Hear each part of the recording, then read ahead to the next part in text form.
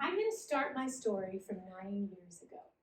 9 years ago, I was working at Utah Valley University, and I worked with an office full of women who loved personal development.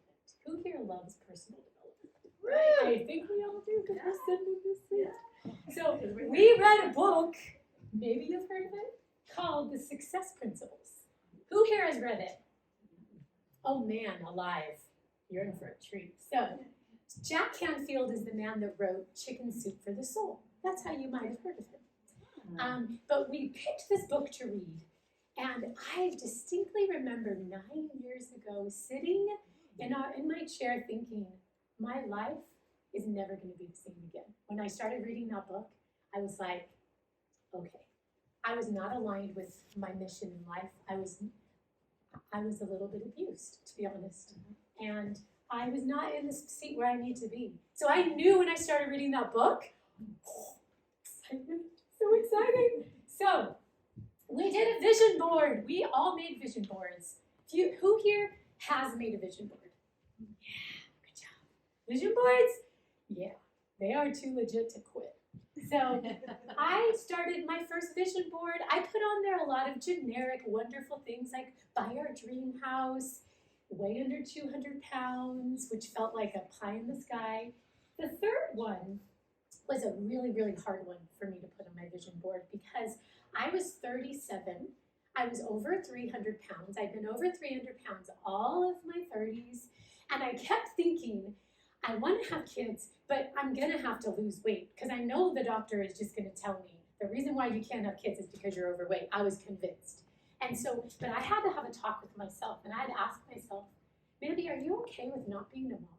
I asked myself that question, and I knew I wanted to be a mom. I knew I desperately wanted to be a mom.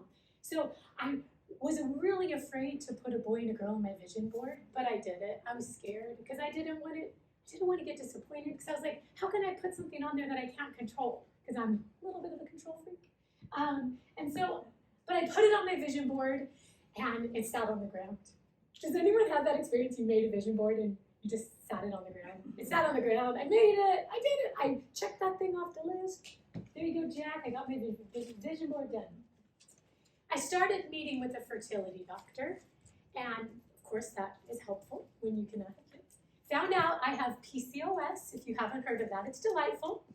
And I met this lobby full of women that were just like me. We all were cute and chubby. We had cute shoes. These are my shoes from over 300 pounds. Like, I had cute shoes. I had a cute purse, really cute clothes. And I was like, I found my people. And it didn't matter if I was overweight. And I was like, okay, I can do this.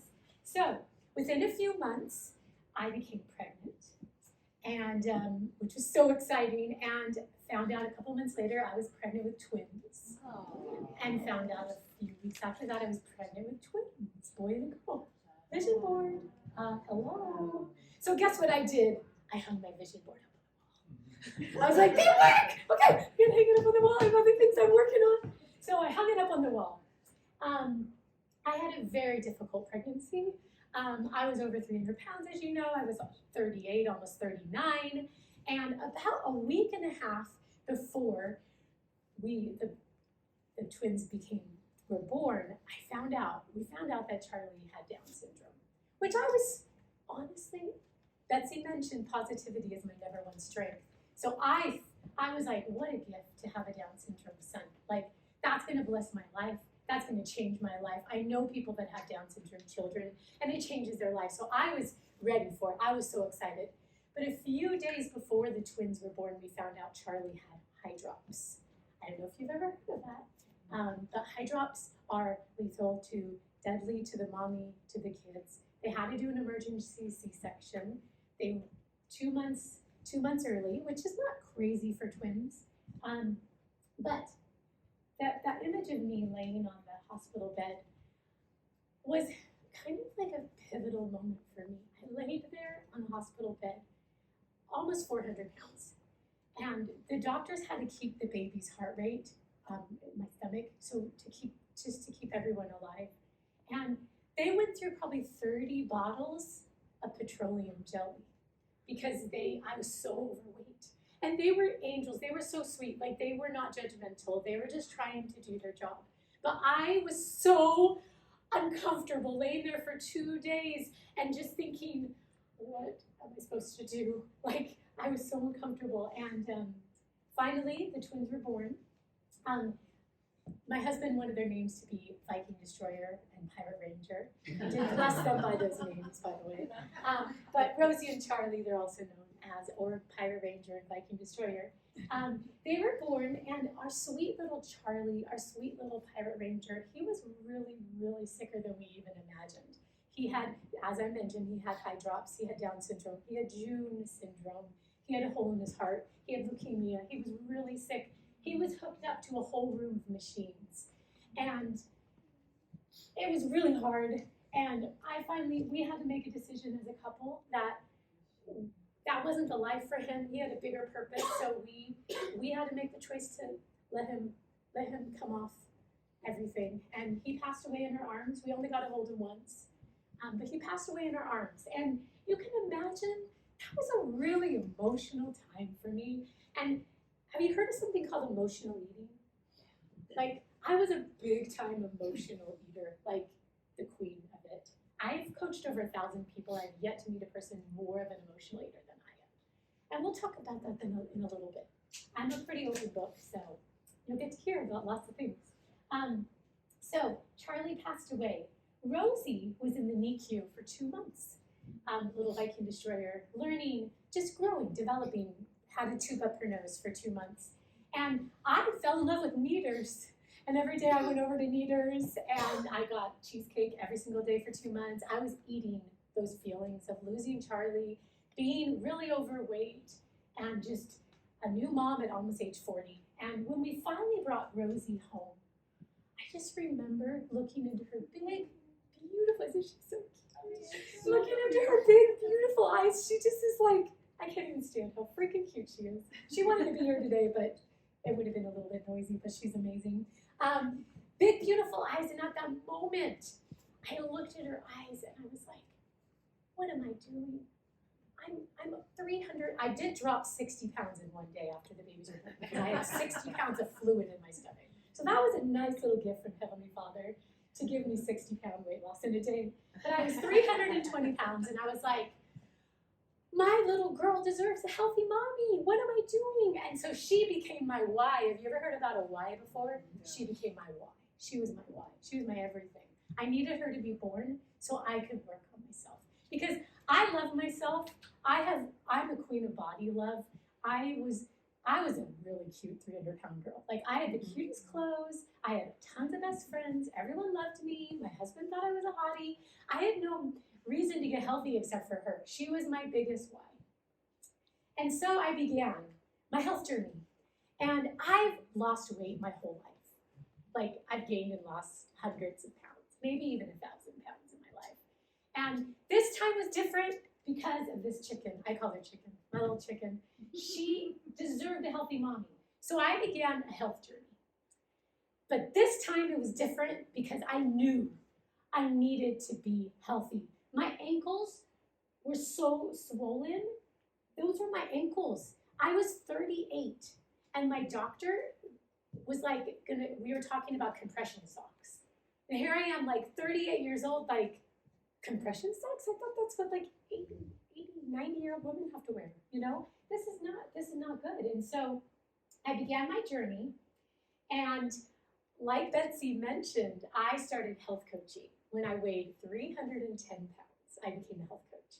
And I know you might think it's crazy, because I definitely thought I was crazy. I was like, who the freak is going to want a 300-pound health coach? They're going to laugh in my face. And I had those limiting beliefs, and I had those fears. But again, my why was Rosie. And I was like, this time I'm not going to get weight loss surgery, because I know people near and dear to my heart that have had it and they gained back all their weight. I knew that wasn't the answer for me, but she was my why. So I just put it out there, and I was like, here I am, Mandy Mon, a 310-pound health coach. Let's join this journey together. And over the course of 6 years, I've lost and maintained 136 pounds. I did I lost about 120 pounds about 4 years ago, and I've maintained. So I've maintained over 100 pounds for the first time in my life. And I know without a doubt in my mind it's because I'm a health coach. Let's be honest. Like, I'm not going to be sitting there eating Twinkies while I'm talking to my clients. Like, it's a really good accountability piece. I highly recommend it. So this is my transformation, and it's changed my life, and I get to be that healthy mommy. And so then we had some more vision board miracles that happened.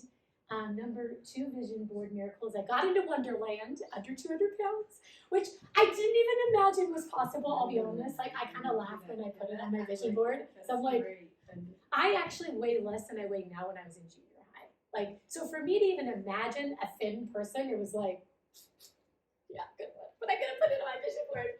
And then our dream house, this is me in front of our dream house. And I actually got to Wonderland and my dream home within like a couple weeks of each other. They happened at the same time. But it took 8 years to get to that point.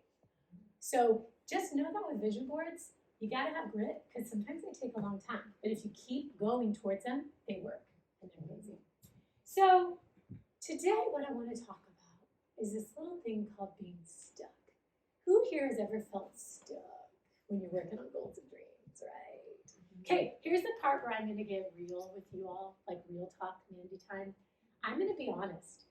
I lost 120 pounds, about 140 pounds actually. I lost 140. Do you notice that's more than 136? I lost 140 pounds, and then I gained back 50 of it. As a health coach. I gained 50 pounds! What the? That was not good.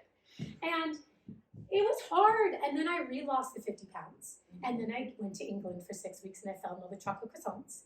And then I gained 35 pounds in a couple months. And then I re-lost it, and I just got stuck. I got stuck. And I got stuck in this not getting to my end result for 4 years. I was stuck as a health coach. I felt a little bit like a fraud. But here's the deal. I've learned some tools and tricks and tips along the way that have helped me finally, thank heavens, get unstuck. I'm finally unstuck. Like in the last 7 weeks, I've lost 20 pounds. I am unstuck. I'm done. Like I know without a doubt in my mind, I'm finally, but it took 4 years, okay? So just know that. I'm going to give you some tricks, so maybe it won't take you 4 years. So these are kind of the little, you're going to get a little moment of Coach Mandy time. You're going to get a little bit of coaching from me. So I like that I struggled. I own it because it helps me be a better coach, because I've done it all. I ate chocolate croissants maybe a couple of days for a couple of weeks. You know what I mean? I'm not going to judge you. So here's pro tip number 1. I already talked a little bit about this. Having a strong why. If you don't start, kind of like Ashley talked about, decluttering, like before you do any other steps, you got to get unstuck. First step is you got to have a strong why. There is something called the number 7, 7levelsdeep.com. That's a great tool if you don't know what your why should be, and people will tell you to go really, really deep, and it can feel a little bit like, I can't do it, it's too hard. So do that, 7levelsdeep.com. Find a friend to do it with, because let's be honest, you're gonna say the same thing multiple times and you're not gonna go deep enough. So you need somebody that's gonna be like, nope, you just said the same thing. So you need somebody that's gonna help you to dig deep. And you usually know when you've gotten deep enough, you do usually get a little bit emotional. You will cry. And you're like, okay, got down there, we're doing good. So I like to call it our why power. It's like a superpower. It's like your why is like you're putting on this like super cape. And here's a couple little things. Motivation, Mel Robbins taught us. Mel Robbins is amazing. She taught us that willpower is crap. But it's part of the journey. So we've got motivation, it gets you started. Willpower, it helps for a little while. I like to think of a diet gets you to the willpower spot. That's as far as a diet's gonna get you, because who here has been stuck in the first 3 weeks of a diet? Like I did Weight Watchers 700 times, and I started over 700 times. And even now, it is what it is. But your why power gets you to your goal and beyond long term. That's the power. It's like imagine you're putting on this cape and you're like, I can do anything I want. So that's the why power. I'm going to share a little bit of how I got unstuck. You do have to update your why. So my why was Rosie, and I was feeling healthy with her. I was like, I'm this amazing, healthy mom. Like, I got in a freaking bathing suit and went to a water park at Disney World in July. I have made it. So I didn't have that same motivation that I used to have. So I had to redefine my why. And this is an image that I found. And to you, you're like, great, it's just a nice family. What does this mean?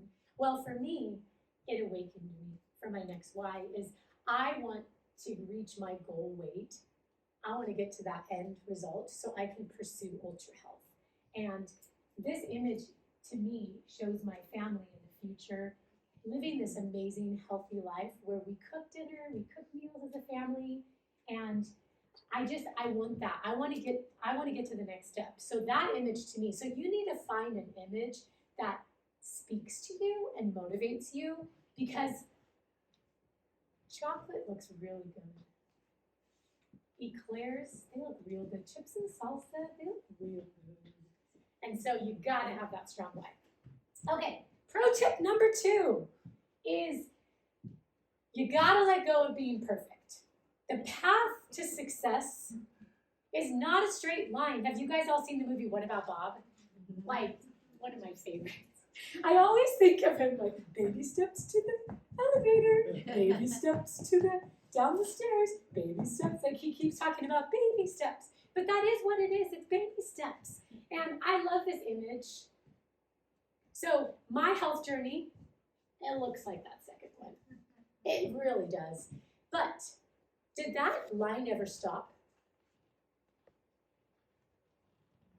The only way you fail is if you stop trying.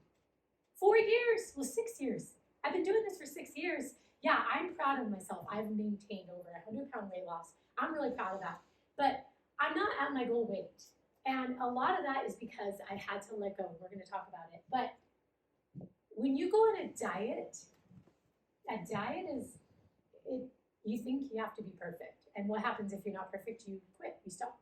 So you got to realize that it's going to be a messy line. Like I said, you only fail if you stop trying.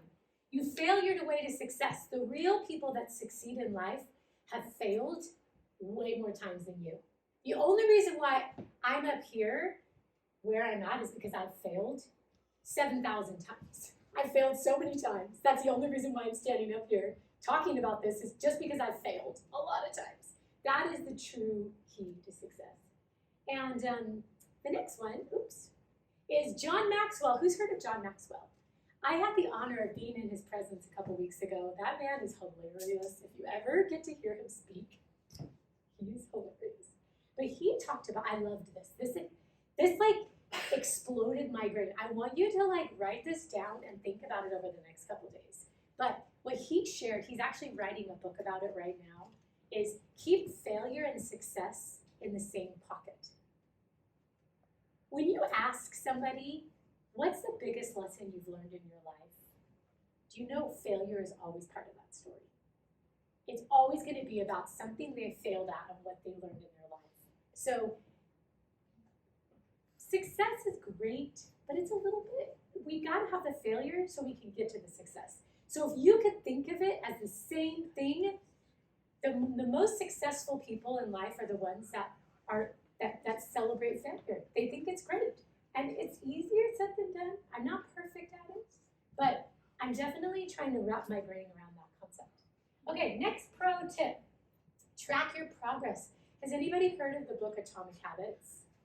Yeah, that's such a good book. If you haven't read it, strongly recommend it. So Atomic Habits and Dr. A's Habits of Health, they both talk about tracking your progress. And do you know how long it takes to create a habit? Like really create a habit? There's a cheat there because it says it up there. It takes 66 days to create a habit. So what happened to me those 4 years of being stuck is I was stuck in that first 21 days. So like right here, this part right here, I was stuck. I was like in this loop of 21 days, over and over. It was like Groundhog's Day for me for 4 years. Like, I'm not even kidding you. I'm glad I'm through it. I'm just gonna say that. I'm really glad I'm through it because that was painful. But it takes pushing outside of those 21 days to get to the next level. And I see this with a lot of the clients I work with, is they're struggling what I struggled with and they're feeling stuck. So you gotta get past that first 21 days. So my hubby helped me make it look beautiful, but I learned from these 2 books about the power of tracking your progress. And it's kind of like when you get to see all these X's every day, like I did good, I did good, I did good, I did good, you start to get accomplishment energy and you start to get more and more successful. And it's amazing. So one thing I wrote on my chart was don't break the chain. So like if I ever have a day where I'm feeling triggered and I want to eat something, I'm like, no, I don't want to break the chain. Don't break the chain. So it's really, really helpful to write that on your chart is don't break the chain. But tracking your progress, watching your progress is really, really, really, really powerful and really helpful. And it really helped me to get past that first 21 days. So the first 21 days is the hardest, and then it gets easier and easier until it's become a habit. And so, am I perfect? No. Will I ever be perfect? No. But this really, really helped me. So when you're working on really hard goals, it would really help you. The next pro tip is let your future self be your guide. We're gonna go a little bit woo-woo for a little bit. Bear with me. We're gonna get a little woo for a little while. So I like I shared with you, I've never been a thin person. So when I had to visualize my future self, my thin self, I had to glue my face on thin bodies because I was like, I don't know what I'm gonna look like when I lose 170 pounds. I can't imagine that. So I totally glued my face on thin bodies. I don't think I'm ever gonna have a 6-pack, and I'm okay with that. I don't need that, but I love my body. But it just helped me visualize it. So here's a really, really awesome, helpful pro tip for you, is letting your future self be your coach. So imagine if you're working on a goal, I'm gonna use health as an example, is like, when I'm feeling triggered and I'm having a moment where I'm like feeling a little bit like, I don't know if I can do this, or I'm like celebrating, or it's a vacation, I go back to my old Mandy takes over and I start to eat, because that's what I did my whole life. Now what I do in those moments is I invite my future Mandy to be in charge. And my future Mandy, I'll say, okay, I want to eat all this food. It's just today, I can just eat it today. It doesn't matter. I've been really good. But I have my future self coach me, and she goes, no, Mandy, no, that's the old Mandy. That's not you anymore. And so then it helps me to get past those moments. But it's really easy for our past self, because we've always allowed ourselves to take over our past self. But if you let your future self take control, it works really good. And so this mantra I put on my vision board, and it really helps me. If it resonates with you, I encourage you to put it on your vision board when you're working on really, really hard goals. Am I willing to do today what it takes to show up as that future Mandy? Because guess what? It's not going to happen if you're not in the present. I do tend to be up in the clouds a lot. But if you're not in that present moment, you're not going to get there. So am I willing to do today what it takes to show up? That really helps me, and sometimes I have to say that a bunch of times a day. Next pro tip, let go of labels that are no longer serving you. So I up to about 3 months ago, I was calling myself a food addict. I was calling myself an emotional eater. I was calling myself a people pleaser. I was still identifying. I even bought a book about emotional eating, because I was like, you know what, maybe I need to like embrace it and understand it so I could get past it. And then I had a divine, I think Heavenly Father, and Charlie up there, he's my biggest cheerleader up in heaven for me to get healthy. Hands down, he's my biggest cheerleader. But I felt this divine intervention come down to me because I was so stuck And I was really getting upset and annoyed with myself. I felt this strong impression saying, Mandy, you need to let go of those labels. No longer are you going to call yourself a food addict. You're not going to call yourself an emotional eater. You're not going to call yourself a people pleaser. I can't help it, I'm a people pleaser. Sorry, that's just how I am. I let go of those labels, and now what I call myself is I am living ultra health in my life. I am the epitome of health. I pursue health because I care about my body and I want to take care of my body because it's a gift from God. I love myself. I am living the ultra health life. I let go of those labels, and guess what? I'm down 20 pounds, so it worked. So I'm just saying, it works. And people pleaser, I threw that one in there because I was always calling myself a people pleaser. But when I let go of that label, guess what? It made me stronger. And it made me be able to put up those boundaries and think, I am free to be myself. I am free to be Mandy. I don't need to be what somebody wants me to be. I'm no longer going to attract narcissists because I'm free to be me. So it really, really helped. This one, Betsy talked a little about earlier, which I love that she did, is this is my last pro tip, and this one's the biggest one of all. I did save the best for last, is we have voices in our head. We all do. We all have voices in our head that tell us terrible things and wonderful things. I was working with somebody the other day, and I had like thousands of thoughts in my head. And I was like, well, what am I supposed to do when I have thousands of thoughts in my head? And her advice was, it was a psychiatrist, and she was like, my advice is to pick the strongest one and tackle it. So rather than feeling like there's too many, I can't do anything, pick that one that's strongest and tackle it, and then keep doing that. But when you listen to the voices in your head, you are in prison. You believe those voices. Who doesn't want you to achieve your goals and dreams? The adversary, yes, and your weakness. The adversary, I see it with every single one of my clients. I see the adversary in their life keeping them. Because when you are taking care of your body, you are taking care of it, Satan loses. Satan uses it for me. He's used it so much in my life to hold me back. And when I let go of those voices, when I let go of those labels, and I listened to Heavenly Father and I believed in myself, all of a sudden, it was a lot better. Byron Katie, have you guys read Loving What Is? If you haven't, you gotta read it. These are books that have changed my life the last 6 years, so I had to share a couple books. But when you have those voices in your head telling you, I'm just overweight, I'm always gonna be overweight, and people love me, or who cares, I love myself, and my doctor said my numbers are fine. I don't care if it's not healthy for us. It wasn't healthy for me to be over 300 pounds. I don't care who wants to argue with me. It wasn't healthy for me.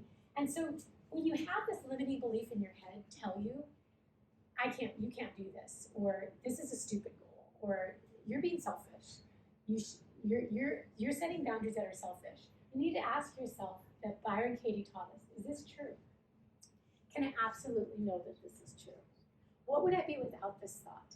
And the more you get in the habit of asking yourself those questions in your life, it's going to liberate you. And if you can, for me, when I realized it was the adversary, when I would have a thought in my mind tell me to do something that was against my goals and dreams, I confronted it. And I said, not listening to you anymore. Because I knew that was not what I wanted. And I knew it was not what Heavenly Father wanted. I knew it was the adversary. And when you can recognize it in your life, it really helps. So don't try to do it alone. I didn't do it alone. Don't try to do it alone. Don't try to do it alone. Don't try to do it alone, okay? You need help. Like Betsy talked about, you gotta work on your mind. This is the biggest shift. 99% of the reason why I've lost the weight is because I did this. I've worked on this. And it's been hard. And it's been uncomfortable. But, oh my goodness, it's so worth it. It feels so amazing.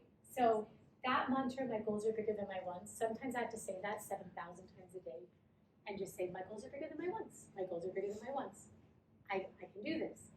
So don't try to do it alone. I would love to support you. If anything I've talked about today resonates with you and you're like, well, this sounds like my life to a degree. This sounds like what I've dealt with my whole life. I would love to do a free dream session with you where we can just talk about your goals and dreams and see if it's a good fit. And I would love to be your coach. I would love to support you.